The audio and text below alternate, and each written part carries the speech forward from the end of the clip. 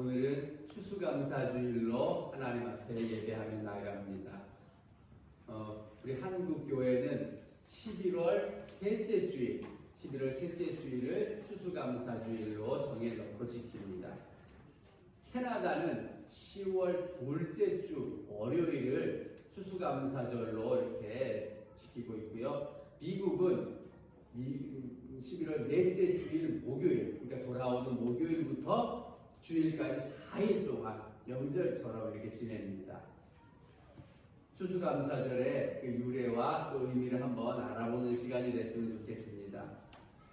성경에서 추수감사절을 지켜라라고 직접적으로 명하신 절기는 아닙니다.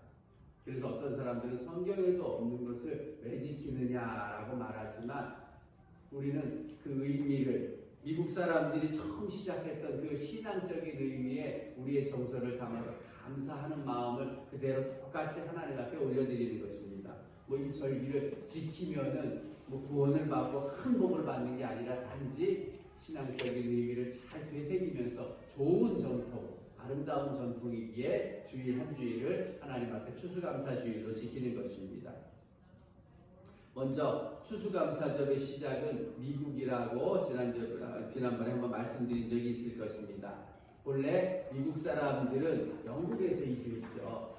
영국에서 헨리 8세로부터 시작해서 계속해서 신앙의 박해가 있었습니다. 개신교에 대해서 특히 성공회를 중심으로 하고 있기 때문에 순수한 신앙을 지키려고 하는 이 퓨리탄이라고 하는 성교도인들은 많은 제재를 받았습니다. 그냥 조금 제재하는 게 아니라 삶 자체가 많은 불이익이 있었습니다. 그렇기 때문에 신앙을 찾아서 주변 국가, 특히 네덜란드 쪽으로도 많이 이주해서 우리는 이제 이곳에서 못 살겠다. 우리 신앙을 지키면서 바르게 살아야겠다라고 이주한 사람들이 많았는데요.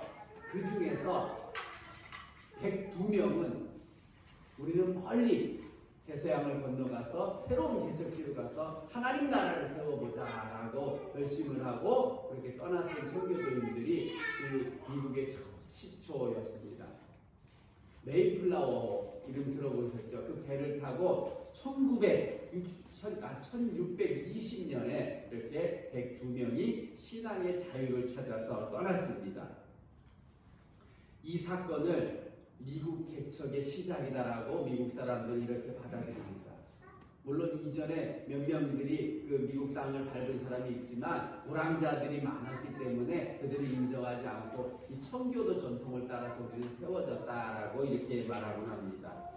이렇게 1620년 9월 6일 남자 78명, 여자 24명이 이렇게 출발해서 3개월간의 긴 항해를, 그 고된 항해를 헤쳐나가고 미국 땅으로 갔습니다.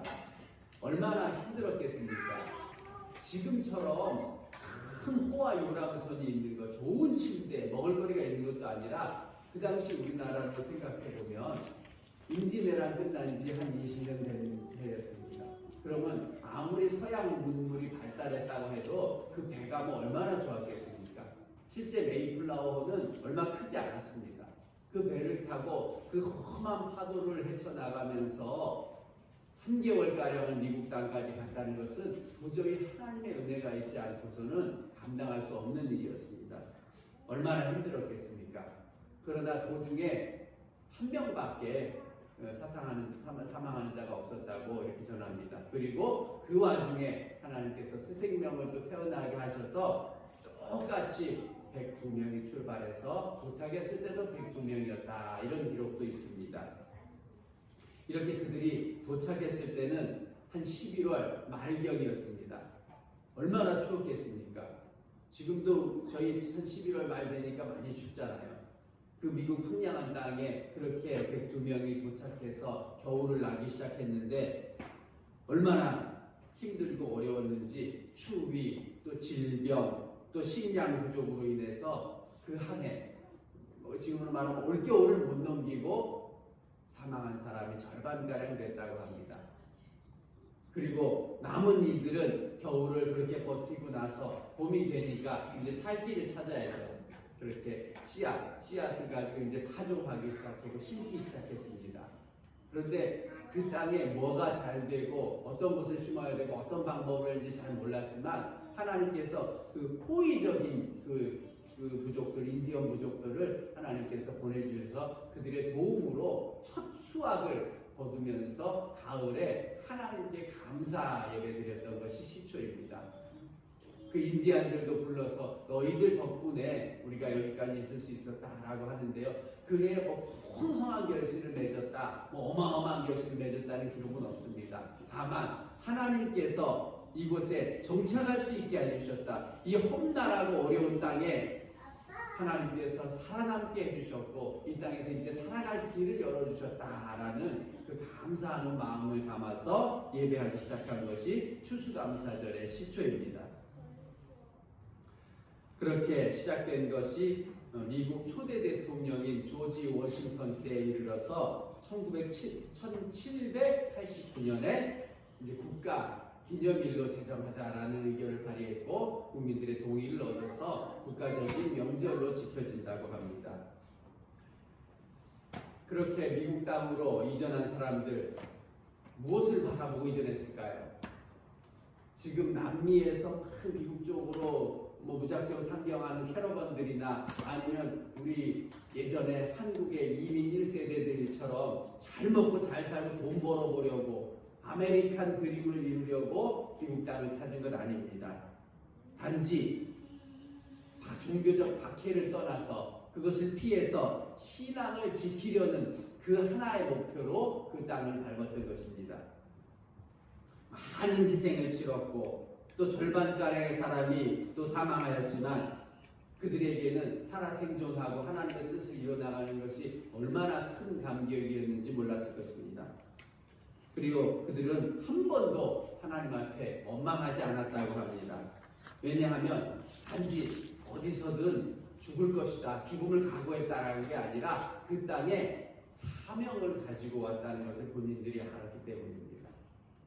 이스라엘 백성이 가나안 땅에서 하나님 나라를 이루고 하나님의 나라를 세워가는 것이 목표였던 것처럼 그들도 새로운 개척지에 새로운 하나님의 나라, 하나님의 이름으로 세워지는 나라를 세우기 위해서 그렇게 떠났기 때문에 많은 것, 자기들에게 이익되고 누려지는 풍성한 부여함이 없어도 하나님께 원망하지 않고 진심으로 감사할 수 있었습니다.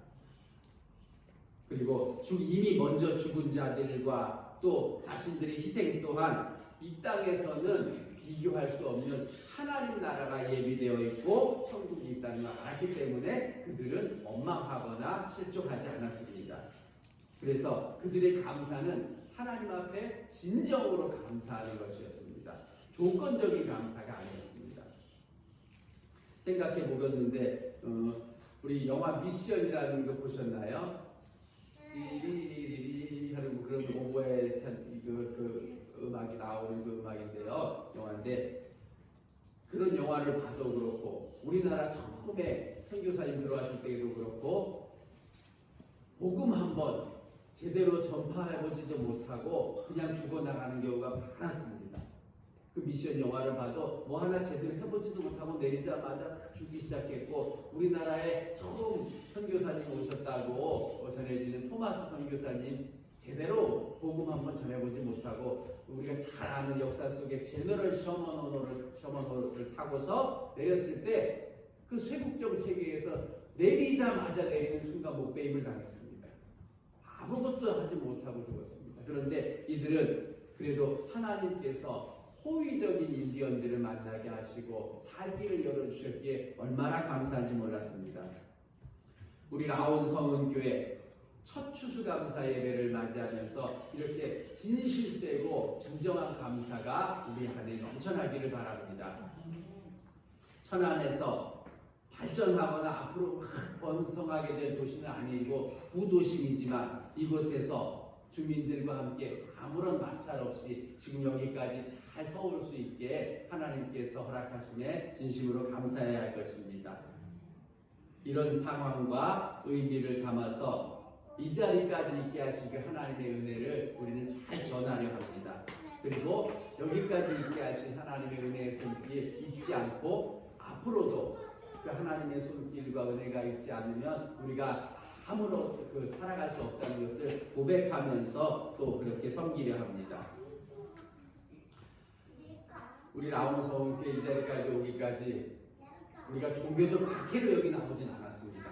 좋은 취지로 분명하게 이곳에 분립하여 개척하고 또 나왔지만 그 과정 속에서 오해하고 속상하고 또 많은 것들 여러분들 제 안에도 있었고 여러분들 안에도 분명히 있었습니다. 그리고 사명 따라 이곳에 왔지만 서로 어색하고 낯설고 또 잘 어울리지 못하고 적응해가는 기간이라 또 많이 힘들었던 것도 저도 잘 알고 있습니다. 그러나 그 전에 이전의 교회에서는 누리지 못하고 깨닫지 못했던 은혜 하나님께서 분명하게 우리 안에 알게 해주셨고 또 그 경험대로 나가게 하셨습니다. 한 분 한 분 동역해 주시고 또 도우시고 함께하는 그 동역자가 얼마나 소중한지 이전에는 알지 못했는데 분명히 이곳에서 알기 시작했을 것입니다. 또 우리 힘과 능력만으로 살아가는 것이 아니라 하나님께서 도와주시고 간섭하시고 인도하셔야 된다는 것을 또 알기 시작하고 그 은혜를 바라면서 나가기 시작했다는 것이 참 고무적인 일입니다. 이렇게 우리 교회 하나님만 의지하며 감사하는 교회 되기를 바랍니다. 그리고 우리 교회도 개척한 지 얼마 안 돼서 힘들고 여력이 없다 이렇게 말할 수도 있지만 오늘 이렇게 여러분들이 많이 가져와 주신 이 과일과 또 추수감사 헌금 감사하는 마음으로 드린 것 우리 운영위원회 모여서 상의해서 지역사회 여기 경로당과 여기 옆에 가면은 천안시 장애인 보호작업장이 있습니다. 꽃밭이라고. 그곳에 가서 나누고 또 필요한 것 있으면 섬기면서 그렇게 살아가도록 하겠습니다. 나누고 베푼다는 것 세 가지 이유가 있을 것입니다. 세 가지 이유가 아니라 세 가지 종류의 사람들이 있습니다. 아깝지만 내 체면 때문에 어쩔 수 없이 베푸는 사람들이 있습니다. 두 번째는 그저 아무런 감흥 없이 의무감으로 베풉니다. 그러나 세 번째는 진짜 감사하는 마음, 내 상황과 여건을 돌아보면서 감사하는 마음으로 나는 부족해도 같이 나누는 사람들이 있습니다. 이렇게 세 번째가 우리의 삶이 되고 우리 교회가 되기를 바랍니다. 이렇게 추수감사 예배 하나님께 올려드릴 텐데요. 하나님께서는 이 추수감사절 이 감사절에만 감사하라고 말씀하시진 않았습니다. 오늘 말씀을 보면 범사에 감사하라. 이것이 그리스도 예수 안에서 너희를 향하신 하나님의 뜻이니라 라고 말씀하십니다. 범사에 감사하라. 무슨 의미일까요? 모든 상황, 어떠한 상황에서도 감사하라 라는 말씀입니다. 기쁠 때, 좋은 일이 생겼을 때, 내가 기대하지 않았던 일들이 이루어졌을 때만 감사하는 것이 아니라 어떠한 상황에서도 감사하라 이렇게 말씀합니다. 이것이 너희를 향하신 하나님의 뜻이다 라고 말씀하십니다. 우리의 의지가 아니라 너희를 만들고 계획하신 그 하나님의 의지이고 그것이 결정이다. 너희는 그래서 항상 감사해야 된다라고 말씀하시는데요. 왜 그래야 될까요? 너희는 도대체 누구를 말할까요? 분명히 말씀하시기를 그리스도 예수 안에서 너희를 향하신 뜻이다라고 말씀하기 때문에 그리스도 예수 안에 구원받은 저와 여러분들이 그 너희가 되는 것입니다. 그래서 감사하라는 이유는 세상적인 조건이 아니라 너희는 하나님의 자녀가 되었다. 세상 어느 누구도 돈으로 살 수 없고 능력으로 살 수 없는 노력으로 살 수 없는 그 하나님의 자녀가 되었고 영원한 하나님의 나라를 소유하게 되었기 때문에 이 모든 것으로 말미암아 일희일비하지 않고 그저 감사하고 하나님을 의지해라 라고 말씀하는 것입니다. 그래서 감사해야 할 첫 번째 이유는 영원한 생명을 허락하시고 자격 없는 저와 여러분을 자녀 삼아 주신 그 이유에 있습니다. 우리는 이 사실 영원한 생명이 우리에게 허락되었다. 하나님의 자녀가 되었다는 것을 잊고 살 때가 너무도 많습니다. 머리로는 아는데 가슴으로는 잊고 살 때가 많습니다.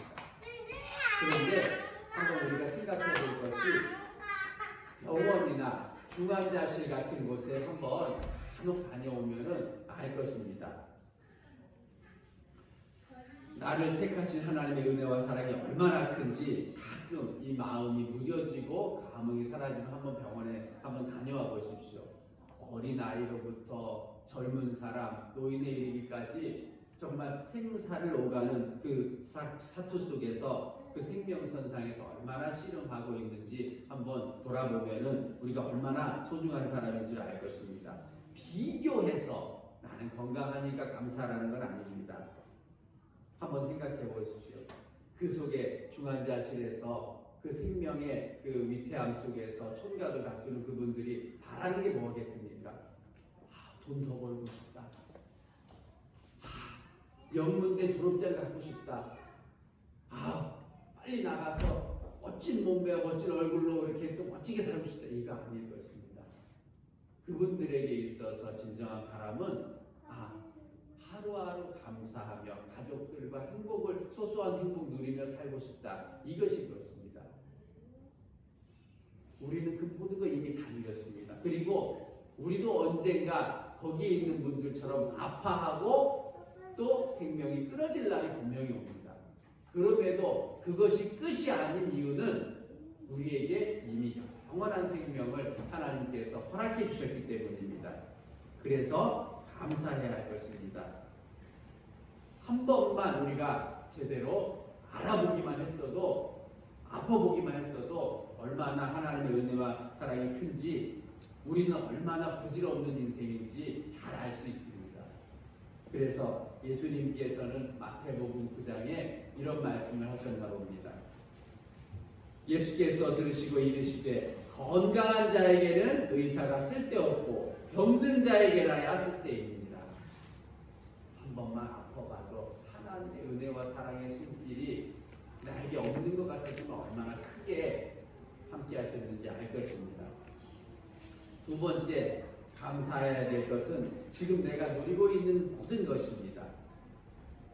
어렸을 때 감사해라 하면 뭐가 그렇게 감사할 게 많은지, 나보다 잘나고 나보다 잘 사는 사람 쎄고 쎄했는데 뭘 그렇게 감사하라는지 참 이해할 수 없었습니다. 그러나 지금 와서 돌아보면은 하나님의 손길이 내 인생에 하나도 미치지 않은 것이 하나도 없습니다. 여기까지 내가 있어야 할, 여기까지 있을 수밖에 없는 그 모든 것, 하나님의 은혜 가운데 이루어졌고, 또 내 형편과 처지를 다 아시는 하나님께서 때를 따라서 참 잘 맞게 공급해 주시고, 보호해 주시고, 인도해 주셨습니다. 지난 날들 한번 우리가 돌아봤으면 좋겠습니다. 내가 이 자리 여기까지 있었던 거 내 힘과 내 노력이었나, 아니면 내가 알지도 못하고 깨닫지도 못했을 때도 하나님의 손길이 나를 지키시고 그 상황 가운데 때로는 아픈 것도 허락하시고 때로는 절망 가운데도 있게 하시면서 나를 만들어 오셨나 한번 돌아보면 그 하나님의 손길이 얼마나 크고 놀라운지 잘 고백할 수 있을 것입니다. 그래서 우리는 범사에 감사해야 합니다.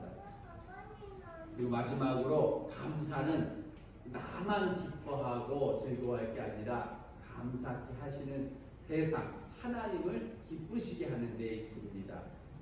라틴어에서 감사는 기쁘게 해드린다라는 의미도 가지고 있습니다. 하나님 앞에 진짜 감사하다면 하나님 앞에 기뻐하는 일, 하나님을 기쁘시게 해드리는 일을 우리가 하나하나 이루어 나가야 할 것입니다. 가장 하나님을 기쁘시게 하는 일이 무엇일까요? 하나님을 바르게 잘 믿는 겁니다. 히브리서 11장 6절에 믿음이 없이는 하나님을 기쁘시게 할 수 없다 이렇게 말씀합니다. 믿음, 하나님을 신뢰하는 겁니다. 어떤 상황에서도 나를 가장 잘 아시는 하나님께서 내 길을 인도하시고 보호하시고 함께 하신다는 것, 그리고 하나님의 방법, 하나님께서 명하시는 것이 다 옳습니다. 무조건 맞습니다라고 고백하며 한 걸음 한 걸음 나아가는 것이 하나님을 신뢰하는 것이고 하나님을 잘 믿는 것이고 그렇게 하나님을 기쁘게 해드리는 삶인 것입니다. 이 땅에서 살아가실 때 감사할 일 넘치고 행복한 일 많이 생기는 여러분들 되시길 바랍니다. 행복은 큰 것에 있지 않습니다. 감사하는 마음이 쌓이면 그 감사의 무게만큼 행복은 커집니다. 노벨 문학상 수상자이고 소설 빙점의 작가인 미우라 아야코 씨는 이런 말을 한 적이 있습니다. 그는 이미 젊었을 때부터 폐결핵과 척추 카리에스라는 그 극심한 고통 속에 있는 질병 가운데 살았습니다. 근데 그 질병으로 살아오면서 같은 병을 앓고 있는 친구가 자기에게 어느 날 예수 그리스도를 전해주었습니다.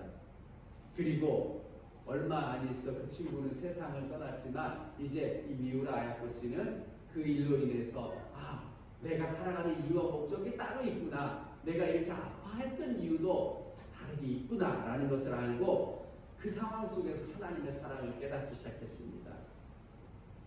그리고 이렇게 고백했습니다. 내 병든 몸을 가지고는 하나님을 기쁘게 사용할 수 없으니 나에게 주신 달란트, 이 소설을 통해서 그 하나님의 사랑과 은혜를 전하고 싶다라고 생각하고 열심히 소설을 썼습니다. 입선돼서 큰 영광 바라려고 한 것이 아니라 아무도 안 읽어줘도 심사위원은 읽을 것 아니냐, 그분들에게라도 하나님의 온전한 사랑을 전하고 증거하자라고 소설을 쓰기 시작했습니다. 그런데 이 소설을 쓰게 된 계기도 그 상황도 살펴보면은 참 독특했습니다.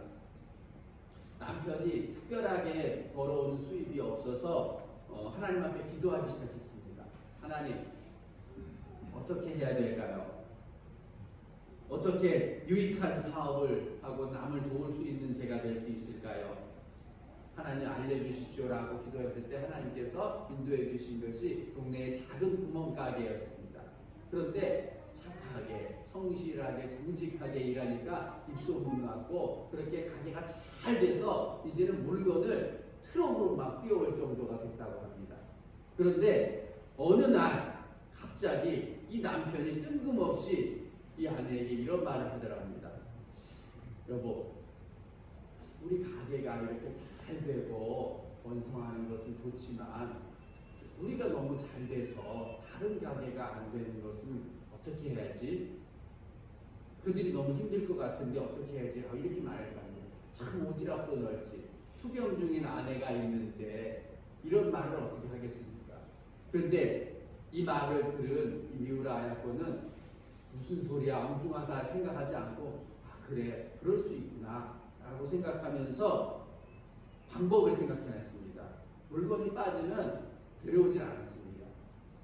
제때제때 들여와서 잘 갖춰놓는 것이 아니라 뭔가가 없고 불편해야지 다른 곳으로 갈 것이기 때문에 우리 가게에 와서 무슨 물건을 찾으면 그걸 안 갖다 놔서 지금은 없습니다. 이 옆에 가게를 가시죠 라고 그렇게 안내를 했다고 합니다.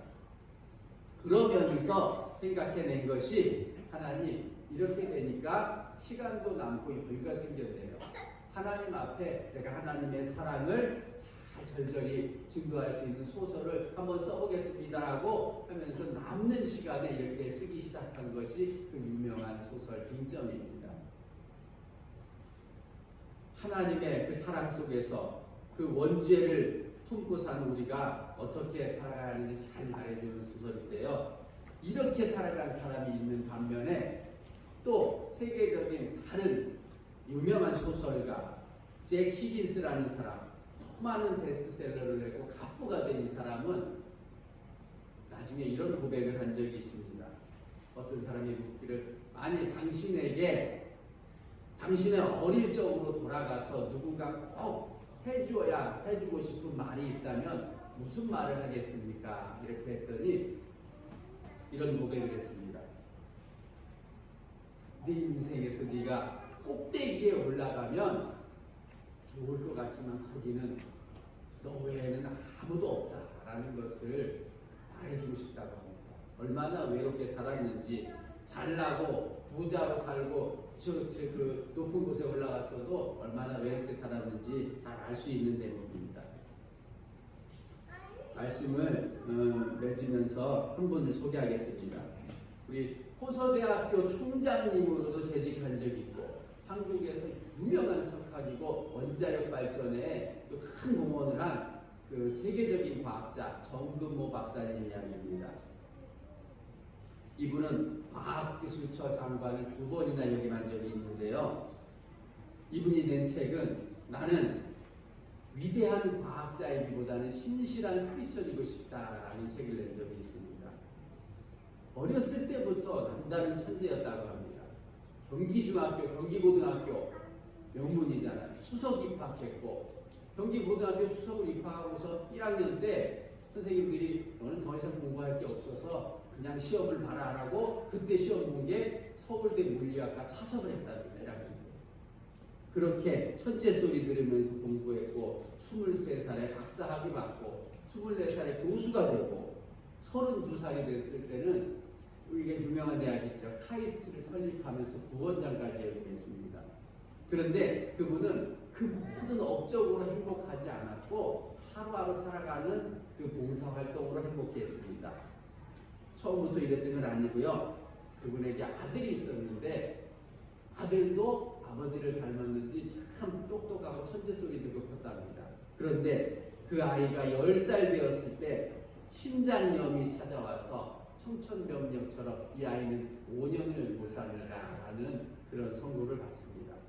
그리고 난 후에 어떻게 할까 하나님 앞에 처절하게 기도한 후에 자기 심장을 하나 띄어서 아들에게 주고 그 아들과 26년을 살아갑니다. 36살까지 살았죠, 아들이. 그런데 그 아들이 그 젊은 나이에 죽을 때 아버지한테 이런 말을 했다고 합니다. 아버지, 제가 죽거든 절대로 눈물 흘리지 마십시오. 왜냐하면 저는 하나님을 품으로 이사하는 거기 때문에 절대로 울지 말고 저에게 축복해 주십시오 라고 이렇게 말하고 그 아버지 곁을 떠났다고 합니다. 그래서 이분은 영생이라는 이 소망, 하나님의 자녀가 되고 영원한 생명을 주시는 것은 그리스도인들만 누릴 수 있는 거구나 라고 그 다음부터 삶의 의미를 다시금 정립했다고 합니다. 그래서 그분이 노년에 어떤 기자가 당신이 살아오면서 제일 자랑스럽고 자랑할 만한 일이 무엇입니까? 라고 물었을 때 그분이 이렇게 대답했습니다. 많은 사람들은 세계적으로 원자력 발전에 큰 공헌을 했고 카이스트 대학을 설립했던 그 모든 것을 말할지 모르지만 나는 바쁜 가운데서도 이웃을 생각하고 봉사하면서 가장 큰 보람과 행복을 느꼈다 이렇게 말했습니다. 돈이 많아도 불행한 사람 많습니다. 가족끼리 싸우면서 불화한 사람들 많습니다. 그러나 자원봉사하는 사람들은 자기 시간을 내서 힘들게 땀을 흘려가면서 이웃을 돕기 때문에 이분들에게는 공통적으로 감사하며 행복한 마음이 넘친다고 이렇게 고백을 했습니다. 우리 삶을 한번 돌아보시길 바랍니다. 여기까지 있게 하신 하나님의 은혜와 사랑, 오늘 하루만이라도 더 크게 느끼면서 그렇게 하나님의 은혜와 사랑에 대해 감사하며 마음껏 고백하는 시간이 되기를 바랍니다.